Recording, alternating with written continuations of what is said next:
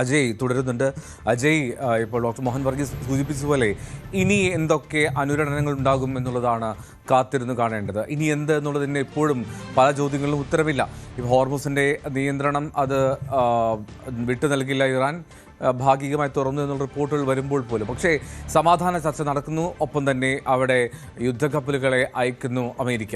അങ്ങനെ വല്ലാത്ത തോതിൽ ആ അശാന്തി നിലനിൽക്കുന്ന സാഹചര്യമാണ്. ഇനിയൊരു ചർച്ചയുടെ സാഹചര്യം എന്താണ്? കാരണം ഇനി ഈ 2 ആഴ്ചത്തെ വെടിനിർത്തൽ എന്ന് പറഞ്ഞു, അത് ഇനി ഒരാഴ്ച.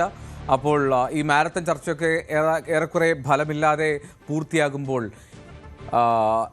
എങ്ങോട്ടാണ് ഈ സാഹചര്യം പോകുന്നത് എന്നുള്ള ആശങ്കയ്ക്ക് എന്താണ് മറുപടി?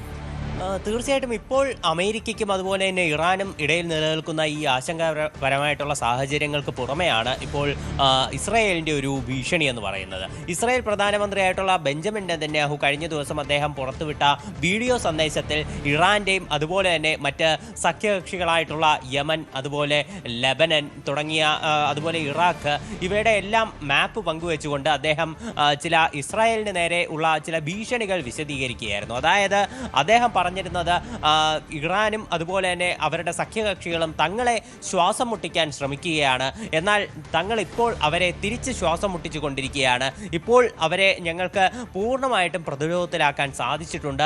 ഇപ്പോൾ ഞങ്ങൾ തുടങ്ങിവെച്ച സൈനിക നടപടികൾ അത് ഇനിയും തുടരും എന്നതാണ് ബെഞ്ചമിൻ നെതന്യാഹുവിൻ്റെ ഒരു വിശദീകരണം എന്ന് പറയുന്നത്. അതായത് ഇതിലൂടെ അദ്ദേഹം വ്യക്തമാക്കുന്നത് തീർച്ചയായിട്ടും ഇപ്പോൾ ലെബനന് നേരെ നടക്കുന്ന തരത്തിലുള്ള സൈനിക നീക്കങ്ങൾ തീർച്ചയായിട്ടും ഇനിയും ഇറാനെതിരെയും പ്രതീക്ഷിക്കാം എന്നത് തന്നെയാണ്. ഇപ്പോൾ ഇറാനെതിരെയുള്ള ഇസ്രായേലിന്റെ സൈനിക നീക്കങ്ങൾ കഴിഞ്ഞ കുറച്ച് ദിവസങ്ങളായി നിർത്തിവെച്ചിരിക്കുകയായിരുന്നു. അമേരിക്കയുടെ ഈ വെടിനിർത്തൽ പ്രഖ്യാപനത്തിന് പിന്നാലെയാണ് ഇസ്രായേലും അത്തരം ആക്രമണങ്ങൾ അവസാനിപ്പിച്ചത്. പക്ഷേ ലെബനിലേക്ക് ഇപ്പോഴും ആക്രമണങ്ങൾ സജീവമായി നടക്കുന്നുമുണ്ട്.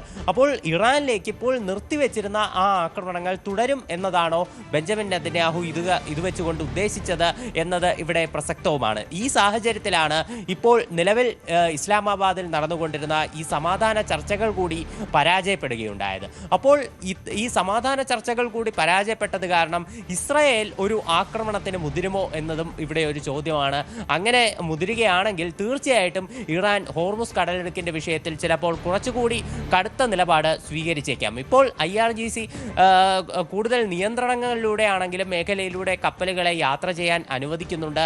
ഇപ്പോൾ എണ്ണത്തിൽ കുറവാണെങ്കിലും കപ്പലുകൾ ഇപ്പോൾ ഹോർമുസ് കടന്നു പോകുന്നുണ്ട്. പക്ഷേ ഇത്രയധികം ഈ ഇസ്രായേൽ ഇപ്പോൾ സ്വീകരിച്ചിരിക്കുന്നത് പോലെയുള്ള കടുത്ത നിലപാട് ഇറാനെതിരെ ഇനി സ്വീകരിക്കുകയാണെങ്കിൽ തീർച്ചയായിട്ടും ഇപ്പോൾ ധാരണയായിട്ടുള്ള ഹോർമുസ് വിഷയത്തിലാണെങ്കിലും മറ്റ് പല വിഷയങ്ങളിലുമുള്ള ധാരണ തെറ്റിച്ചുകൊണ്ട് ഇറാൻ ഒരു കടുത്ത സൈനിക നീക്കത്തിലേക്ക് കടക്കാം. അങ്ങനെയാണെങ്കിൽ അത് അമേരിക്കയ്ക്കും തീർച്ചയായിട്ടും ഒരു തലവേദനയാണ്. അതുകൊണ്ട് ഇസ്രായേൽ ഒരു നീക്കത്തിന് മുതിരുന്നതിന് മുൻപേ അമേരിക്കയും ഇറാനും തമ്മിൽ അടുത്ത ഘട്ട ചർച്ചകൾക്കുള്ള ഒരു ധാരണയാക്കാൻ തന്നെയായിരിക്കും ഇനി രണ്ട് പക്ഷത്തിൻ്റെയും ഒരു നീക്കമെന്ന് പറയുന്നത്. തീർച്ചയായിട്ടും ട്രംപിൻ്റെ വാക്കുകളിൽ നിന്ന് വെളിവാകുന്ന ഒരു കാര്യം, അത് ഈ ചർച്ചകളിൽ എന്ത് തന്നെ ആയാലും US വിജയിച്ചു കഴിഞ്ഞു.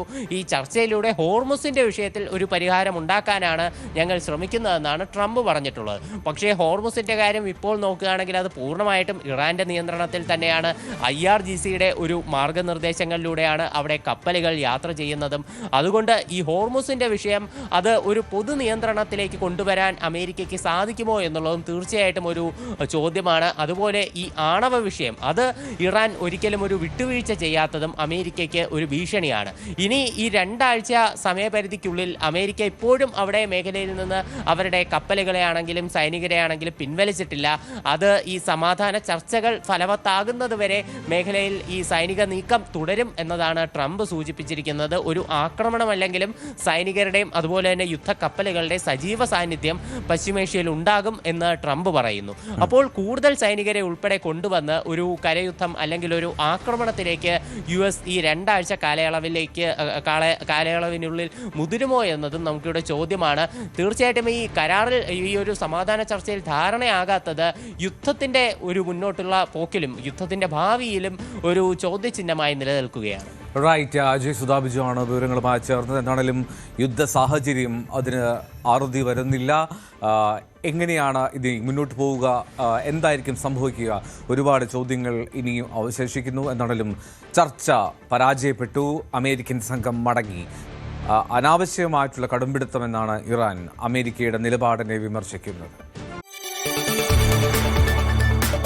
കൂടുതൽ വാർത്തകൾക്ക് news 18 Keralam YouTube channel subscribe ചെയ്യുക.